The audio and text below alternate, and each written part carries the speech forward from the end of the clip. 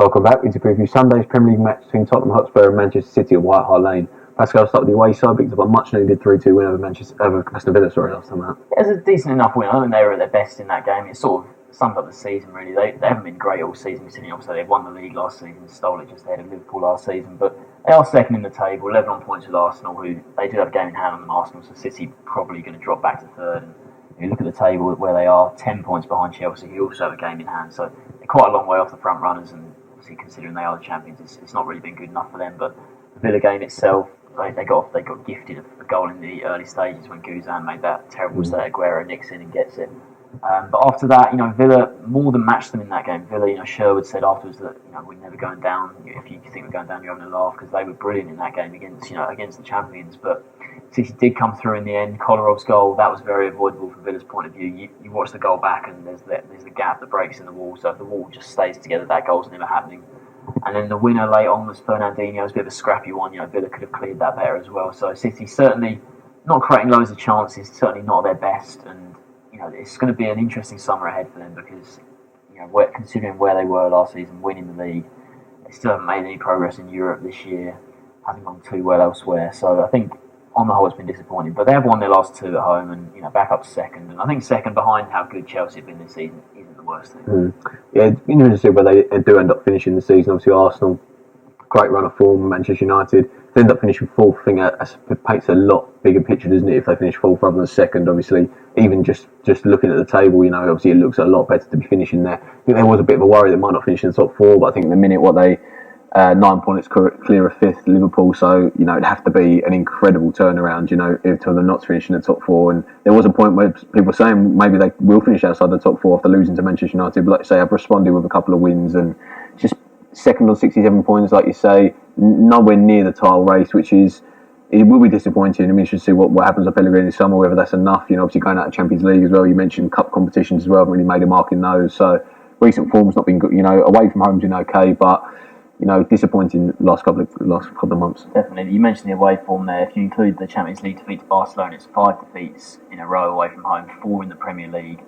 And, City in the last sort of few seasons since they've been a title challenger, they have built most of their challenges on just imperious home form. But, this season their home form hasn't been quite as good. They're sort of the third best team at home and the third best team away from home. So, they're probably going to finish third, which is, just sums that up quite nicely. But, away from home, just simply not good enough recently. At the start of the season, their away form was actually okay because their home form had dipped a little bit, but recently it's sort of gone back to much better at home than they were away. And 5 defeats. The last away game was at United, then Palace before that, Burnley, Liverpool. So losing at Liverpool and Man U, certainly not that disappointing, but the other two, Burnley and Palace, losing at the places like that is just something that you shouldn't be doing when you're a big club like Man City. And it's something that certainly needs to improve, and this is obviously another tough game against one of the sides in the sort of top 6-7, Spurs, and then they go to Swansea as well as their last away game at Swansea, which is also a difficult game. So they want to certainly improve that away form, going into sort of the last month of the season.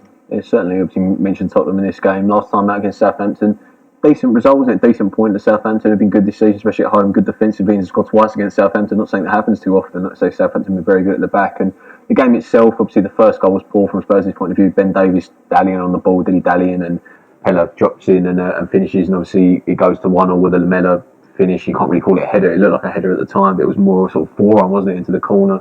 Not really sure it was intentional, sort of just a clash of bodies and the ball goes into the back of the net. Keeper should probably still save it, and then to go 2-1 down again, Pella gets another one, decent header. To then come back again with Chadley, who's been decent this season, hasn't really got too many plaudits, but he's got a decent amount of goals, a decent amount of assists as well. So come back to 2-2.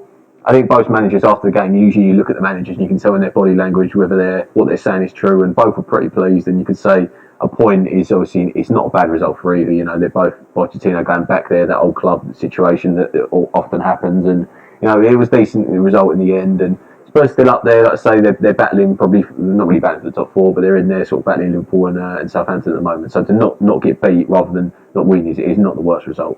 Yeah, you mentioned they're sort of not really in the top four race. They're 7 points behind Man U in fourth. But you look at their recent form, 1 win in 4, and the games they've had as well. Southampton away, that was a tough one, but the 3 before that, Newcastle, Villa and Burnley, they beat Newcastle at St James's Park, but not to win any of the others is disappointing. And you think if they'd got maybe sort of 10 points out of 12 in these 4 games, and they'd be right up there, really challenging and with a chance of sneaking into the Champions League places, given that United have gone off the board a bit. Liverpool have had a poor couple of games, so it's like Pochettino might feel it's a bit of a missed opportunity, and but so in the end, it probably looks like they're going to finish fifth, sixth, or seventh. Whoever sort of wins this little mini battle between Liverpool, Spurs, and Southampton. But the big story of the season has been Harry Kane, isn't it? And on Sunday night, he got presented with the Young Player of the Year at the PFA Awards. A bit bizarre how Hazard, who won the Player of the Year, was also the Young Player but didn't get the Young Player. But I think I can understand the reasoning behind that because Hazard is much more established. Kane, sort of the way he's broken out, he feels more like a young player. And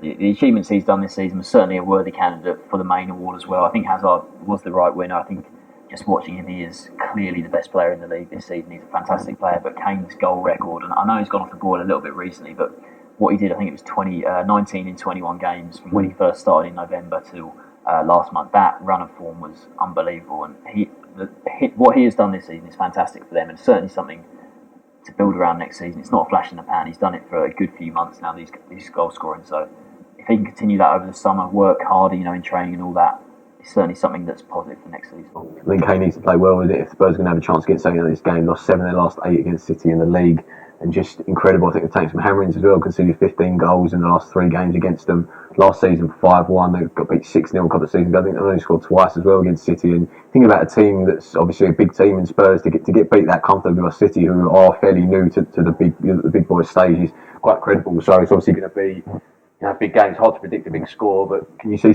Spurs upsetting that run here? I can't see Spurs winning, but I think there could be goals in this one. Both sides, they certainly want to impress both sides. They haven't been playing their best football recently, so I think they'll both try and go all out in this one. And I'm just going to pick City to edge it 3-2. 3-2. I actually agree as well. I think there's going to be goals. Like I say, both sides at the back. I think Company's up City as well, isn't he? So Mangala and Demi Chase at the back.